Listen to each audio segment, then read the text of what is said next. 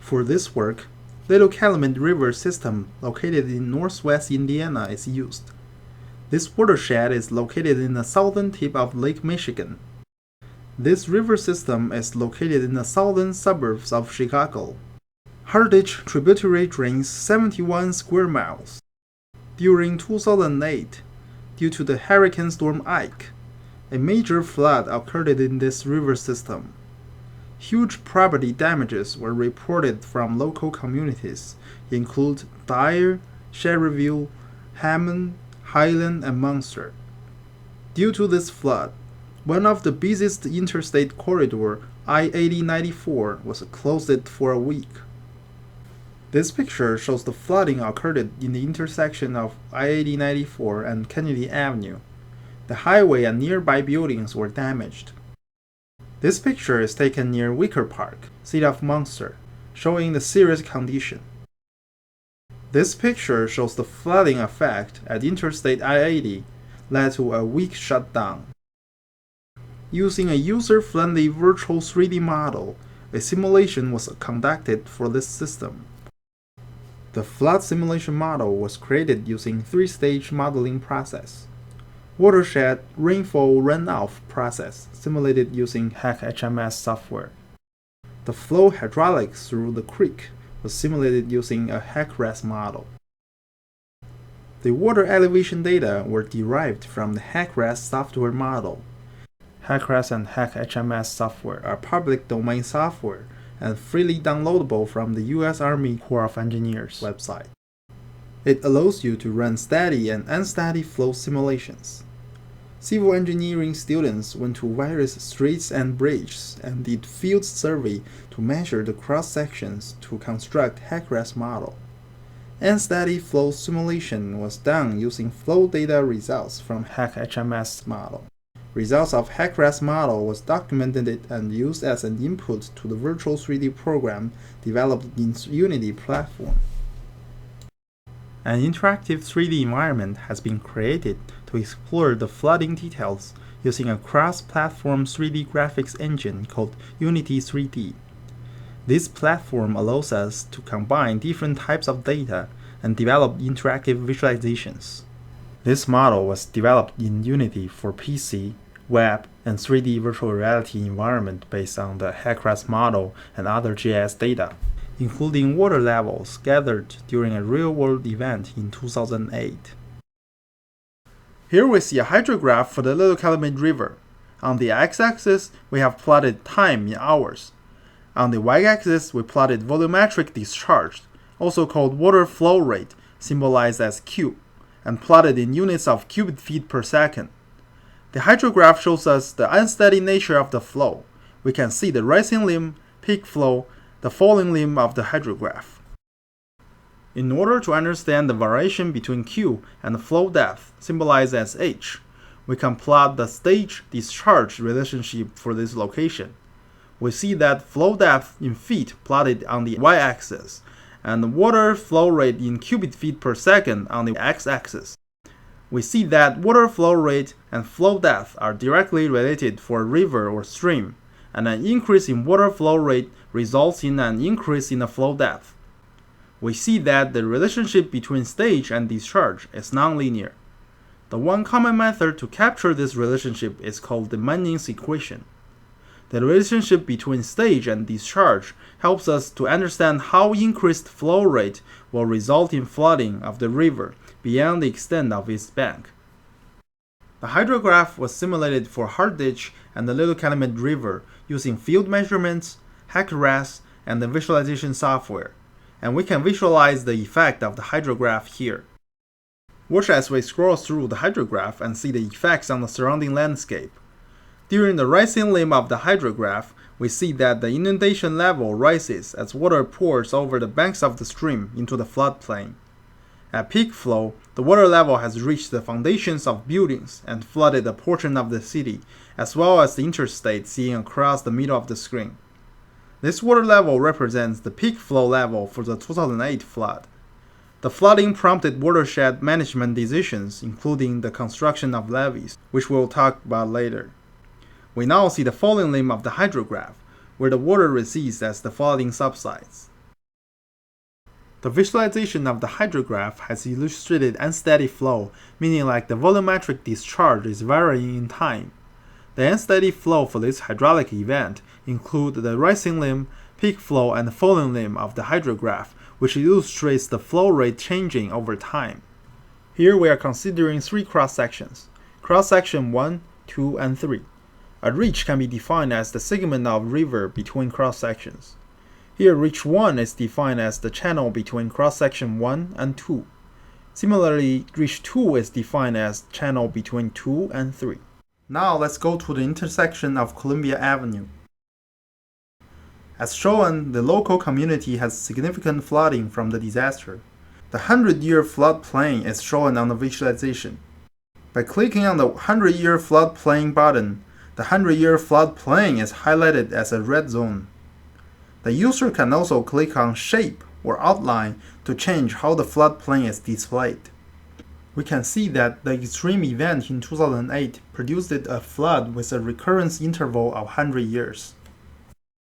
The 100-year floodplain provides a mapping of the flood water level of inundated area from a 100-year flood. Federal Emergency Management Agency, or FEMA, manages the National Flood Insurance Program and oversees updating of 100-year floodplain maps. Based on occurrence of the 2008 flooding and the mapping of the 100-year floodplain managers make the decision to mitigate flooding in the Little Calumet River. When flooding occurs, the flooding can cause damage in the right bank or in the left bank or in both banks. It depends on the land elevation in the considered area. We need to plan flood prevention structures such as levees to avoid this flooding.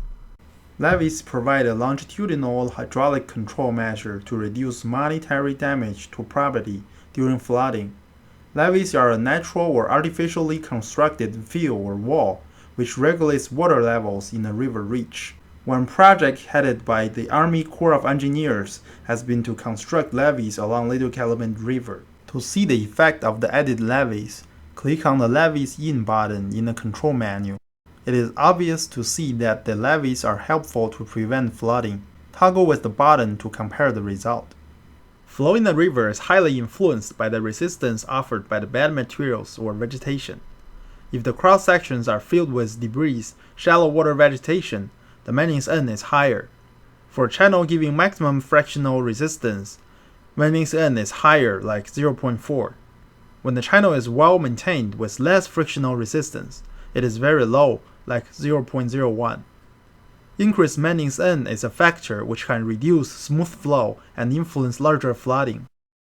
A sluice gate is a hydraulic control structure that is used to regulate discharge in the river reach. During 2005, we see the hydraulic event produced flooding in Harditch, although the flooding is not so pronounced. One reason the flooding wasn't as severe is the open sluice gate. In 2008, the sluice gate was partially closed in order to avoid flooding in the downstream reaches of Little Calumet River. We can see the influence of the sluice gate on Harditch during the 2008 event by clicking on the sluice gate button. Control of the sluice is a difficult flood management decision in which upstream and downstream monetary losses must be weighted by the Army Corps of Engineers and watershed managers during times of flooding. We can see the effect of different sluice gate conditions by clicking the Show All Plus button. This will show all the hydrographs for a side-by-side comparison. Flood modeling is considered to be the most important task by U.S. Army Corps and Federal Emergency Management Agency for designing remedial alternatives, floodplain delineation for flood insurance rate maps, and flood mitigation works. In most civil engineering programs, it is not economically viable to develop a physical laboratory set up to simulate flood scenarios involving levees branch, structure, and pumping station failures. In addition, traditional flood routing case studies and floodplain mapping were handled using classroom learning examples, two-dimensional geospatial data handling, and project works. Connecting students to real-world problems and helping them understand the different flooding scenarios is extremely difficult. Thus, the recent advance in computer-based interactive virtual 3D modeling applications will be very suitable in facilitating students' learning in this regard. When the user starts the application, they will see the virtual environment of Northwest Indiana located along the Little Calumet River and Hard Ditch. The user can use the keyboard and mouse to move around and fly through the environment to examine details of any point of interest. Clicking on the control menu allows the user to call other functions. In the main menu, all roads intersections crossing the river are listed, along with the water elevation. The buttons labeling the intersections are highlighted red to show which one is nearest to the user's current location. The user also has the ability to click on any intersection's name to quickly jump to that area. The More function button will bring up additional options. Here, the user can control their height and movement speed or start a tour following a predetermined route.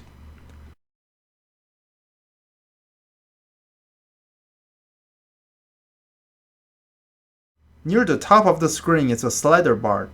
The user can adjust the slider to control the time value, which will be reflected in the water level shown in the environment.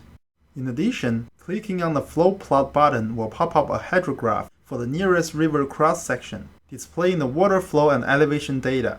Using the time slider and hydrograph together provides the user with an intuitive interface for examining flood effect and finding peak value. Here we see the connection between the hydrograph and the visualization very clearly. We see the unsteady flow nature of the hydraulic event. The user can turn on status display by clicking on the Show Status button near the bottom of the screen.